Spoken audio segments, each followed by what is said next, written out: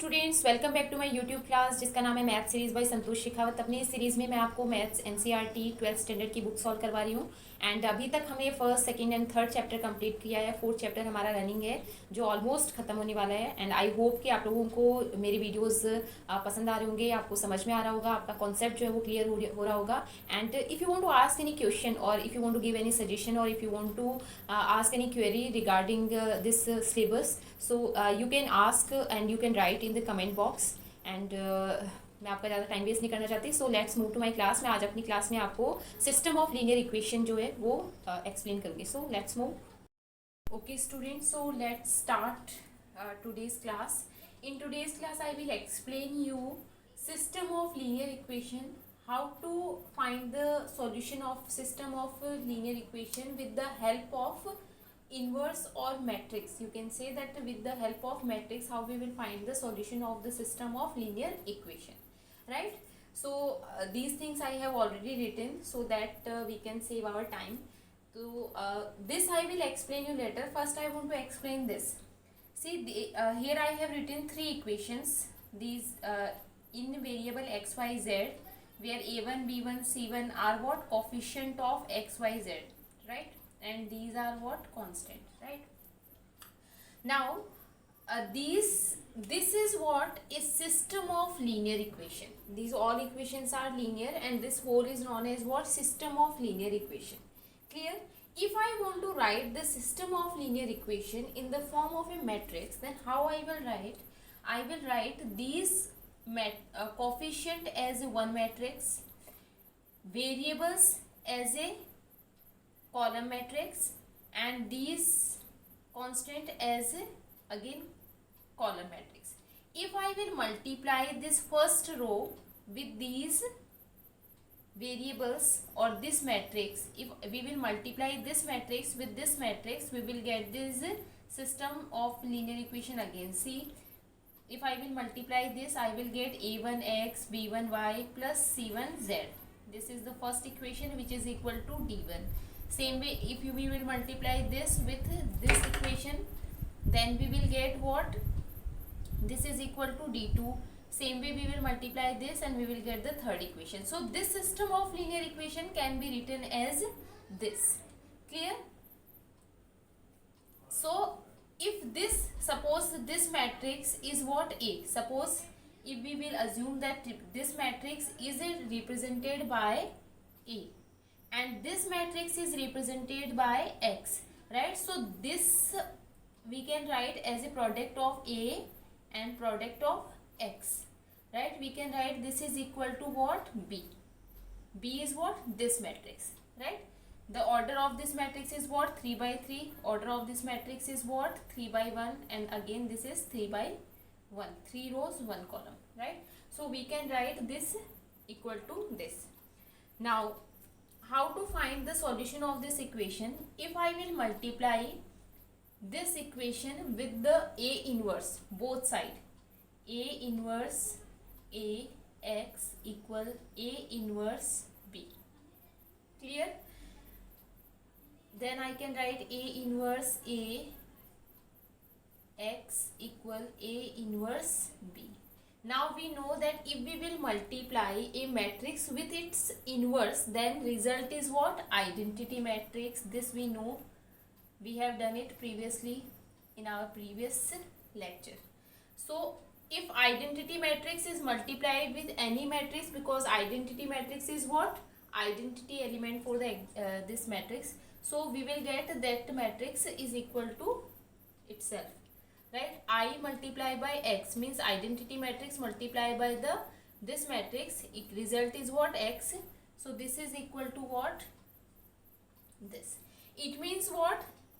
X is representing this matrix. So value of this matrix is equal to A inverse multiplied by the B, this matrix. So if we want to find out the solution of this system of linear equation, then what we have to do? We will find the inverse of the matrix, right? And then multiply it by the B matrix. This will be equal to what? Solution of the equation. right? When we will solve questions, your concept will be more clear about this. So this is how we will find the solution of a equation. Clear? Now I want to explain this table here. In this chart, what I have written, system of linear equation may have two types of solution. Either the system of linear equation may have consistent solution, or it may have inconsistent solution. This you have done in your 10th standard also, what is the meaning of consistent, what is the meaning of inconsistent. But consistent means what, कि if there may be exist the solution of the equation, अगर equation का जो भी आपको system of linear equation given है, अगर उसका solution exist करता है तो उसको हम बोलते हैं कंसिस्टेंट सॉल्यूशन. अगर सॉल्यूशन एग्जिस्ट नहीं करता है तो फिर हम उसको बोलते हैं इनकंसिस्टेंट सिस्टम ऑफ इक्वेशन. मतलब अगर सॉल्यूशन एग्जिस्ट करेगा तो वो कैसा होगा, कंसिस्टेंट. अगर एग्जिस्ट नहीं करेगा तो वो कैसा होगा, इनकंसिस्टेंट. अब देखिए ये जो कंसिस्टेंट है वो भी क्या होता है, दो टाइप का होता है. नॉन सिंगुलर, मतलब कंसिस्टेंट अगर होगा तो उसमें दो केसेस हो सकते हैं कि या तो सिस्टम ऑफ लीनियर इक्वेशन कैसा है, नॉन सिंगुलर है या फिर सिंगुलर है. नॉन सिंगुलर का मतलब क्या हो गया, उसका डिटर्मिनेंट जो है वो नॉट इक्वल टू जीरो है और उसका डिटर्मिनेंट जो है वो इक्वल टू जीरो है. तो दोनों ही केसेस में हमारे पास में कंसिस्टेंट हो सकता है. अगर नॉन सिंगुलर है, अगर system of linear equation non singular है, मतलब अगर उसका डिटर्मिनेंट, मतलब इसका जो डिटर्मिनेंट है ए का, ए मैट्रिक्स का अगर डिटर्मिनेंट जो है वो नॉट इक्वल टू जीरो आ रहा है, इट मीन्स कि उसका हमेशा यूनिक सॉल्यूशन एग्जिस्ट करेगा. तो अगर कंसिस्टेंट सॉल्यूशन है, अगर यूनिक सॉल्यूशन एग्जिस्ट करता है तो भी वो कंसिस्टेंट होगा, और इनफाइनाइट सॉल्यूशन एग्जिस्ट करता है तो भी वो क्या होगा, कंसिस्टेंट होगा. और अगर नो सॉल्यूशन एग्जिस्ट करता है तो इनकंसिस्टेंट होगा. तो देखो हमारे पास में जो सिस्टम ऑफ इक्वेशन है उसमें थ्री केसेस ही हो सकते हैं, या तो उसका यूनिक सॉल्यूशन होगा, या फिर इनफाइनाइट होगा, या फिर नो सॉल्यूशन होगा. तो अगर नो सॉल्यूशन है तब तो वो इनकंसिस्टेंट है, अगर यूनिक है या फिर इनफाइनाइट है तो दोनों ही केसेस में क्या है, कंसिस्टेंट है. अब यूनिक सॉल्यूशन कब एग्जिस्ट करेगा, जब वो नॉन सिंगुलर मैट्रिक्स होगा. अगर वो सिस्टम ऑफ लीनियर इक्वेशन कैसा है, नॉन सिंगुलर है, मतलब ए मैट्रिक्स का determinant not equal to zero है, तब तो उसका यूनिक सॉल्यूशन एग्जिस्ट करेगा. क्लियर हो गया. अगर वो सिंगुलर है, अगर वो सिंगुलर है मतलब अगर उसका डिटर्मिनेंट जो है वो not equal to equal to zero है, तो दो केसेस हो सकते हैं, या तो उसका इनफाइनाइट सॉल्यूशन एग्जिस्ट करेगा या फिर उसका नो सॉल्यूशन एग्जिस्ट करेगा. मतलब सिंगुलर जो है अगर आ रहा है तो वो कंसिस्टेंट भी हो सकता है और इनकंसिस्टेंट भी हो सकता है. ठीक है. तो इनकंसिस्टेंट कंसिस्टेंट कब होगा, जब इनफाइनाइट सॉल्यूशन एग्जिस्ट करेंगे. मतलब सिंगुलर होगा तो यूनिक सॉल्यूशन एग्जिस्ट नहीं करेगा. और नो सॉल्यूशन कब एग्जिस्ट करेगा, अगर उसका सॉल्यूशन जो एग्जिस्ट नहीं कर रहा है तो हम क्या बोलेंगे, नो सॉल्यूशन, मतलब इनकंसिस्टेंट होगा वो. ठीक है. तो ये सबको क्लियर हो गया कि कंसिस्टेंट हो सकता है, इनकंसिस्टेंट हो सकता है. अगर वो नॉन सिंगुलर मैट्रिक्स है तो यूनिक सॉल्यूशन एग्जिस्ट करेगा हमेशा, अगर सिंगुलर है तो उसका इनफाइनाइट सॉल्यूशन भी एग्जिस्ट कर सकता है और नो सॉल्यूशन भी एग्जिस्ट कर सकता है, मतलब सॉल्यूशन एग्जिस्ट नहीं कर सकता. अगर इनकंसिस्टेंट है तब तो उसका सॉल्यूशन एग्जिस्ट नहीं करेगा. राइट.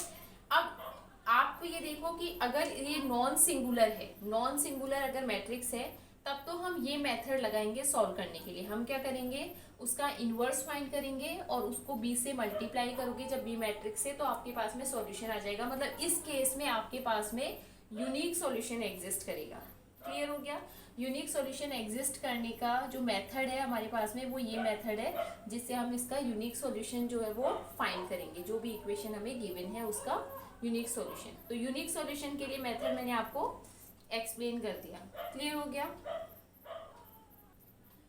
ये मैं आपको यहीं पे एक्सप्लेन करती हूँ सो दैट कि आप चीज़ों को कनेक्ट कर पाए, इसलिए मैंने ये रब नहीं किया यहाँ से. देखो अब आपके पास में जब ये सिस्टम जो है वो नॉन सिंगुलर है, मतलब तब तो हम सॉल्यूशन ऐसे फाइंड करेंगे. अगर सिस्टम ऑफ इक्वेशन जो है आपके पास में सिंगुलर आ रहा है, मतलब अगर उसका डिटर्मिनेंट जो है वो इक्वल टू जीरो आ रहा है, तब हम अगेन उसमें मेथड लगाएंगे. हम क्या करेंगे, एडजॉइंट ऑफ ए फाइंड करेंगे. मतलब एडजॉइंट ऑफ ए फाइंड करके और फिर अगर हम बी से फाइंड करते हैं, देखो इन्वर्स फाइंड करने के लिए आपको क्या फाइंड करना है, इन्वर्स फाइंड करने के लिए हमें फाइंड करना है उसका 1 अपॉन डिटर्मिनेंट ऑफ ए और एडजॉइंट ऑफ ए से हम मल्टीप्लाई करते हैं तो हमारे पास में क्या आ जाता है, इनवर्स आ जाता है, राइट। अब देखो डिटर्मिनेंट अगर इक्वल टू ज़ीरो हो गया तो इसका मतलब यहाँ पे क्या आ जाएगा, ज़ीरो, राइट। अब ये ज़ीरो से अगर आप किसी नंबर को डिवाइड करोगे तो आपके पास में क्या आएगा, इनफाइनाइट आएगा, राइट। लेकिन इसमें कुछ और भी मतलब सिचुएशन पे डिपेंड करता है कि इनफाइनाइट आएगा या कुछ और आएगा, ठीक है। तो हम ऐसा डायरेक्टली नहीं बोल सकते कि इनफाइनाइट ही आएगा, बट अगर ये वैल्यू ज़ीरो है तो फिर आपके पास में दो केसेस हो सकते हैं। या तो इनको जब आप मल्टीप्लाई करोगे, मतलब एडजॉइंट ऑफ ए और बी मैट्रिक्स को जब हम मल्टीप्लाई करेंगे, मतलब उसमें हम डिटर्मिनेंट से डिवाइड नहीं करेंगे, इस केस में आपको क्या करना है, इस केस में आपको जो मैट्रिक्स है उसका सिर्फ एडजॉइंट ए फाइंड करना है और एडजॉइंट ऑफ ए को फाइंड करने के बाद में बी से मल्टीप्लाई करना है इस मैट्रिक्स से। अगर उसकी value not equal to zero आती है, zero means what, null matrix, zero matrix जो है उसके नॉट इक्वल टू आती है, तब तो उसका नो सॉल्यूशन होगा, राइट। उसका सॉल्यूशन जो है वो एग्जिस्ट नहीं करेगा। लेकिन अगर उसकी वैल्यूज इक्वल टू ज़ीरो आती है तो फिर अगेन आपके पास में दो केसेस हो सकते हैं, या तो उसका इनफाइनाइट सॉल्यूशन एग्जिस्ट करेगा या फिर उसका नो सॉल्यूशन, मतलब वो अगेन आप के लिए दो केसेस हो जाएंगे कि या तो कंसिस्टेंट होगा या फिर नॉन कंसिस्टेंट, इनकंसिस्टेंट होगा।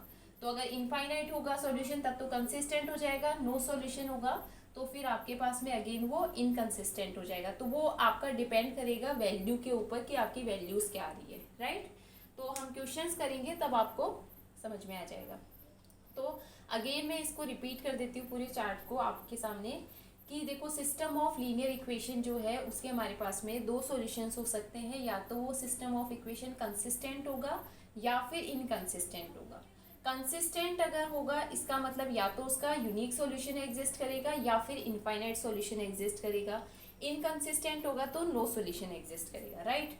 अब कंसिस्टेंट जो है वो आपको क्या करना है, उसका डिटर्मिनेंट फाइंड करना है। अगर कंसिस्टेंट है मतलब तो आप कैसे फाइंड आउट करोगे कि कंसिस्टेंट है, उसका यूनिक सॉल्यूशन एग्जिस्ट कर रहा है या इनफाइनाइट। तो हमें क्या करना है, जो सिस्टम ऑफ लीनियर इक्वेशन है उसको आपको क्या करना है, सबसे पहले डिटर्मिनेंट फाइंड करो।